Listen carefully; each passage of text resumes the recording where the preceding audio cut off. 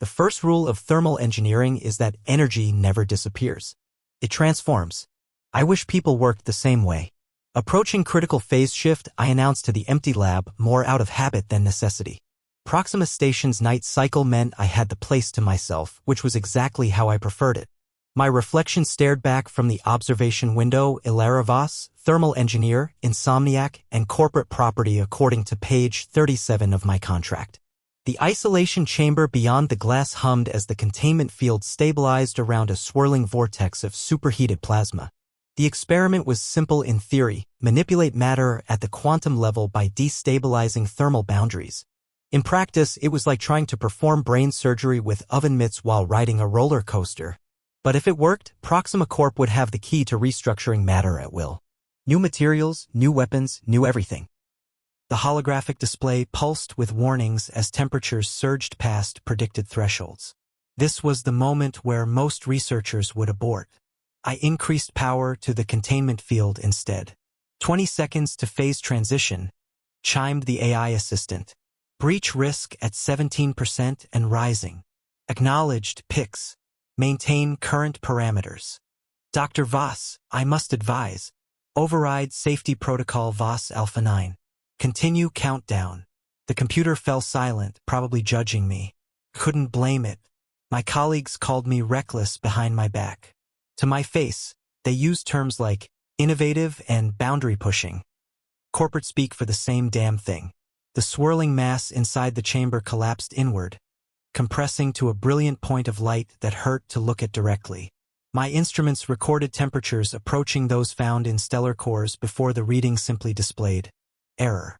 That's when I noticed it. An energy signature unlike anything I'd ever seen, flickering at the edge of the containment field. Not plasma, not radiation, something else. Something impossible. Pix, are you seeing this? Anomalous energy pattern detected. Unable to classify. I leaned closer to the display, fascinated. The signature wasn't random, it had structure, almost like. The lab door hissed open behind me. Working late again, Elara? I didn't need to turn around to know who it was. Damien Kask, research lead for Proxima's weapons division and my ex-everything lab partner, lover, friend. Now just a persistent pain in my ass. It's called dedication, Damien. You should try it sometime. He chuckled, moving to stand beside me. Too close. Always too close. Dedication. Is that what we're calling obsession these days? I ignored him, focusing on my readings. What do you want? This is a closed experiment. Closed to everyone but you, apparently. His eyes narrowed at the containment chamber. The board is getting impatient. They expected results months ago. Science doesn't work on corporate timelines. Everything works on corporate timelines when corporate money pays for it. He gestured at the swirling anomaly. What exactly am I looking at here? Something new. The energy pattern was changing, coalescing into a distinct shape. Long, narrow, pointed at one end. Damien's hand brushed my shoulder as he leaned over the console. Your containment field is fluctuating. I know what I'm doing. Do you? Because it looks like. The alarm cut him off, blaring through the lab as red warning lights bathed everything in bloody hues. Containment failure imminent, Pix announced with infuriating calm. Emergency protocols engaged. Shut it down, Damien snapped. No. I pushed him away from the controls. We're witnessing something unprecedented. We're witnessing a catastrophic breach that could vaporize half the station. He reached past me, fingers flying over the emergency shutdown. I grabbed his wrist. Damien. Don't. The world went white. When my vision cleared, the containment field had collapsed. The chamber was empty except for a single object, hovering in midair. It rotated slowly, catching the emergency lights like polished obsidian. A blade. No, a dagger, perfectly formed, handle to tip. That's impossible, Damien whispered. For once, we agreed on something. Pix, what am I looking at? Unknown composition. Material does not match any known element or compound in database. The dagger remained suspended, as if waiting. For what, I couldn't say.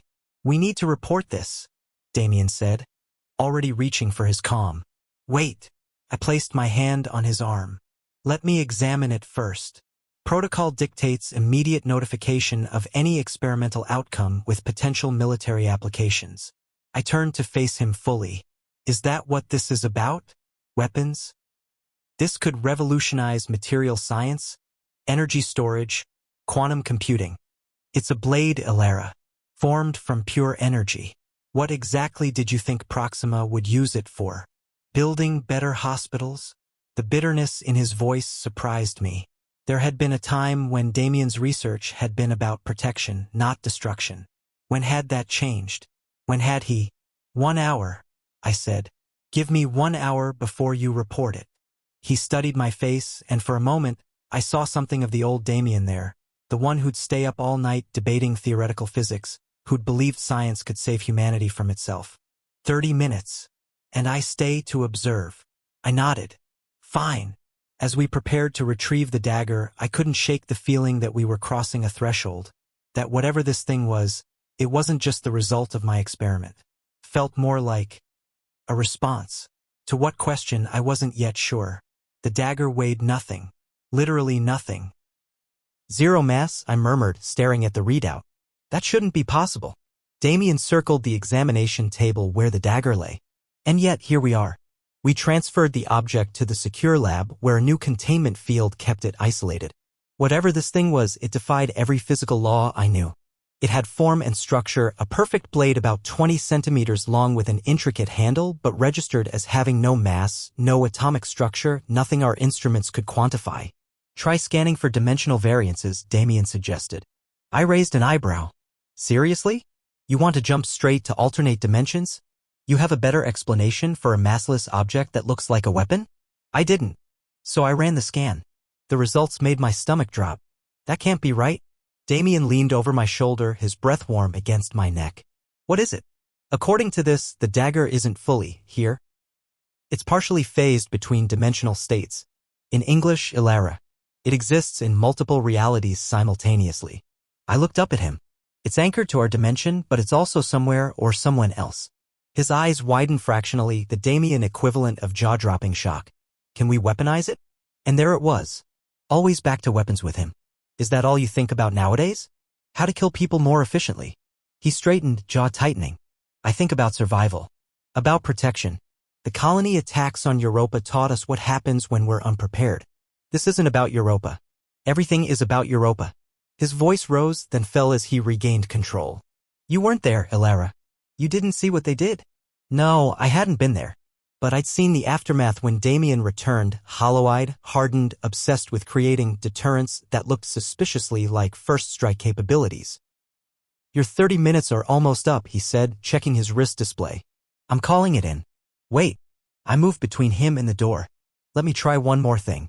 Without waiting for his permission, I deactivated the containment field. The dagger remained motionless on the table. Are you insane? Damien hissed. We have no idea what that thing is. Exactly. I reached for the dagger, ignoring his protest. The moment my fingers touched the handle, the world shifted. Reality rippled around me like heat waves off desert sand. The lab remained, but now I could see edges. Seams in the fabric of existence. Elara. Damien's voice sounded distant underwater. I lifted the dagger. It felt right in my hand like an extension of myself. When I moved it through the air, it left glowing trails, tears in reality that sealed themselves moments later. It cuts, I whispered. What? It cuts through dimensional barriers. I made a small slicing motion and a tear appeared. A window into somewhere else. Somewhere with purple skies and twin suns. Damien's face drained of color. Put it down. Now. Do you understand what this means?